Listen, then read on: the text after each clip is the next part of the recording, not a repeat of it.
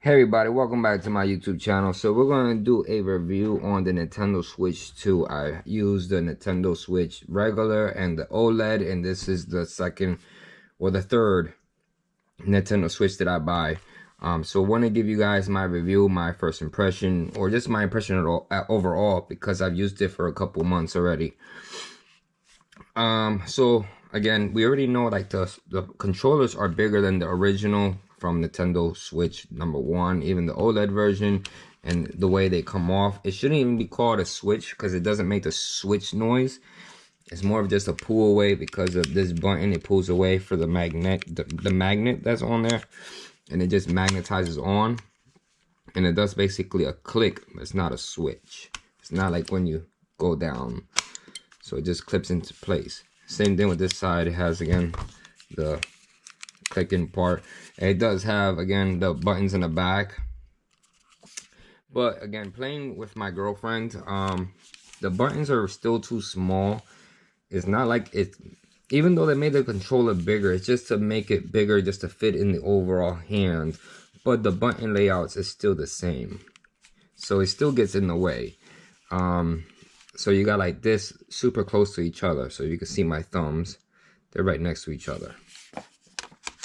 So the same thing with this side. So it's still close to each other. They just have too many things on one Joy-Con.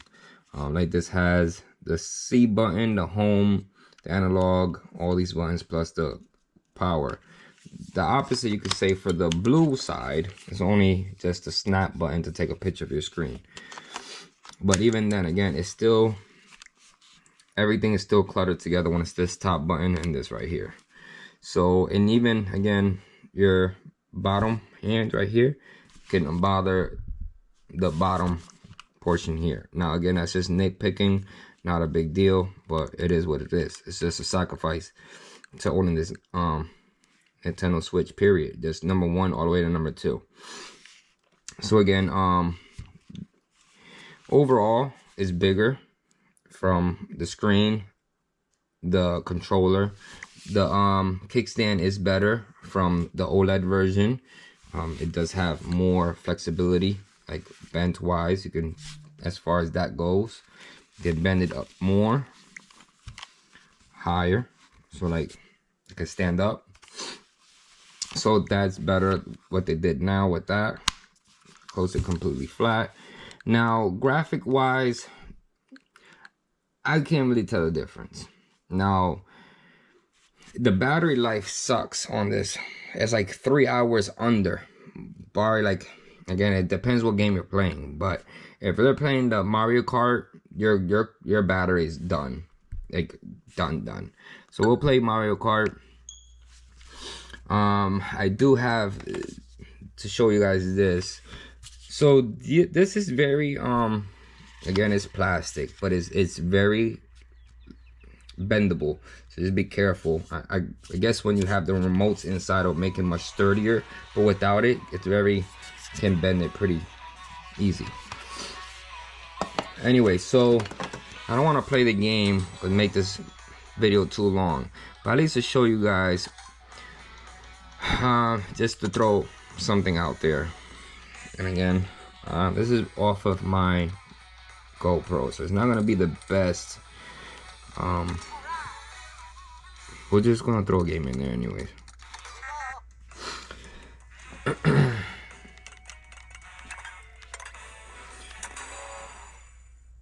So off of the camera, it's not gonna be the same graphics as doing it in person, because I can see from right now, from where I'm sitting through the camera, is not the same graphics.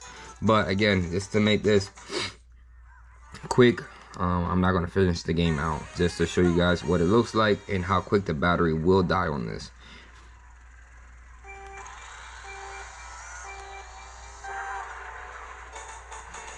So again, the game is good. I got the bundle version because if you don't get the bundle version, you're gonna pay $80 compared to I think I pay 60, I think it was, or whatever it was. Like whenever you get the bundle, I'll just look for the bundle, and $50 I think it was, instead of paying for $80. But just to show you guys what it looks like. The game is okay. It's nothing very special. Like, it's just not a big deal. Like, I don't know. I just wouldn't say that this is a must-have game. I've been playing just Super Smash Brothers. But this game does kill your battery a lot. And again, I can't sit here and tell you guys about graphics, because at the end of the day, this is a handheld, and handhelds cannot compare to a PlayStation, Xbox, or a PC. It's just not. There's no way. So I just don't assume you're gonna get graphics like those. And then for a Mario game, regardless, or a Nintendo type of game, I don't see that they're gonna have a high graphic type of game when it's first party. Maybe a third party, but not a like Donkey Kong or Mario would not be like a high graphic. They're cartoon characters. They're not like built off of a real life human being. So that, I don't think that would be there. So I'm gonna put this game on pause and back out of it. And again, I know you guys can't really see it because it's off the GoPro, but so battery life on this is terrible. Let's back out. It does have chat, but I don't use the chat, and I don't think I will ever use the chat. So a little bit of time we was playing, it went down a big chunk. So the next game that I would be using, it would be this one. And I'll just do the intro and then call it a day. And then I'll show you guys what it looks like on this piece right here. So basically, I paid $500 for this. In the loudness, max it out. So it is pretty loud. I normally have to keep the volume low because it is pretty loud.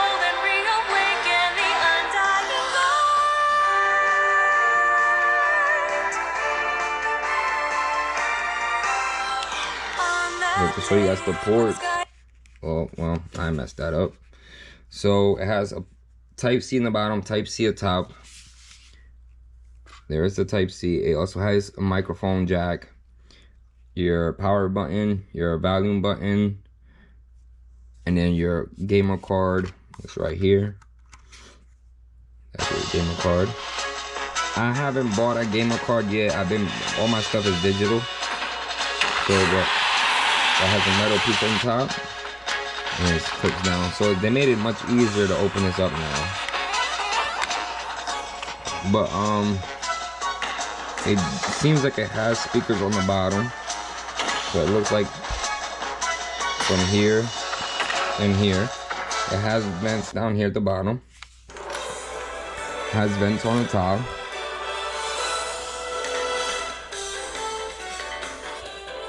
So let's match it up on here. This also just snaps into place, and that's how it looks like. And then you'll be able to just control it from here, like the game. So just like that. Now I want to show you guys the well, you guys probably seen it in other videos, but the where this goes into the dock. So, let me lower this. So, the dock has a vent in the back because through the dock you can get a higher frame rate and better picture quality is off of the dock than the actual handheld. So, the dock now has a vent in the back. So, at least the dock got an upgrade. The overall, I think that the Switch 2 should have came out like this from the very beginning, but you know, sometimes you have to start somewhere and then work your way up. At least they made better improvements. I just wish that the game quality and the quantity is there, other than indie games. And I wish that the price for games was not as expensive as they are. But yeah, so that's my review. Mine does have a screen protector. I would recommend buying screen protectors. I would like to buy a case eventually, but for now, it is what it is because everything's expensive. Another thing is to watch out for. These can still pop out. If you force it enough, they will pop out of place. They won't break unless you probably do it at an angle. You'll probably break it because of that piece. Maybe if you snap that piece off, it would break. But there is where people holding it by one Joy-Con. Yes, there's a possibility that just coming apart and now your Switch is broken. So let me get out of this game. So the interface, nothing has changed with the interface. We'll go into, well, I don't know if it'll let me because it tells me to log into my stuff. Let's see if it won't.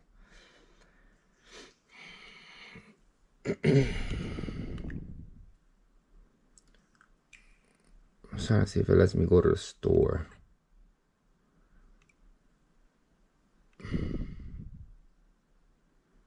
So I don't know where it let me, if it let me go into store or not.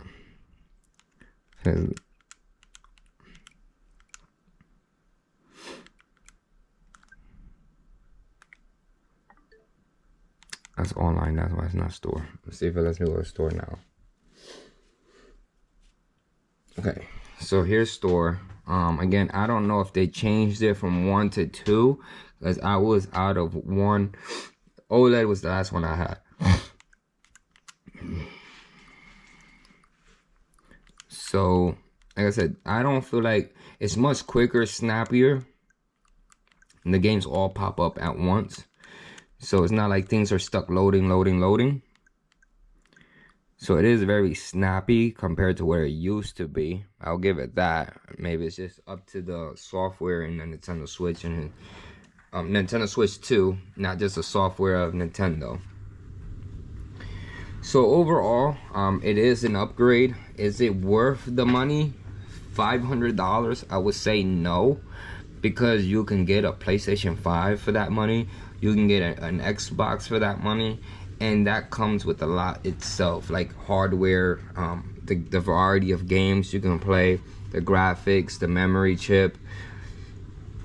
So the overall, if you go by bank by value, is not worth the value. One, there's not even much games out that is built just for the Nintendo Switch.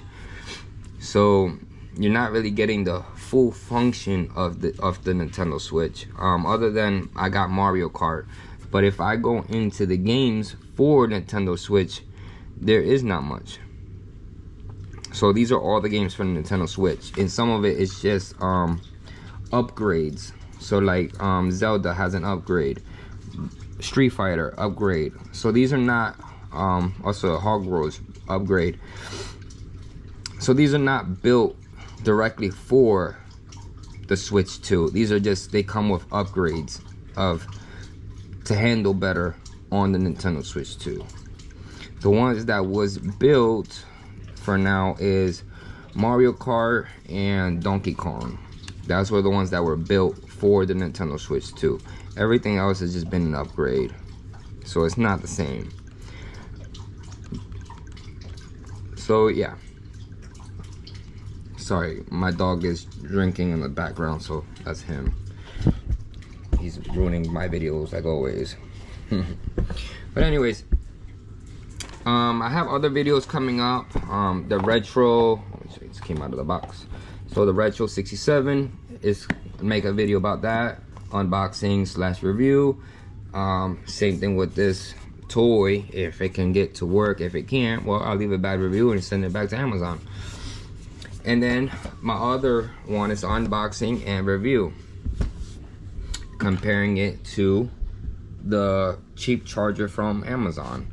And then this is my high-speed brick charger, and my highest so far is my 30 watt, and this is 67 watts supposedly. So we'll get into all of that in my next video. So if you guys want to watch those videos, subscribe to my channel, put a like, put a comment. Everybody, God bless, ride safe, drive safe, and I'll catch you guys on the next video.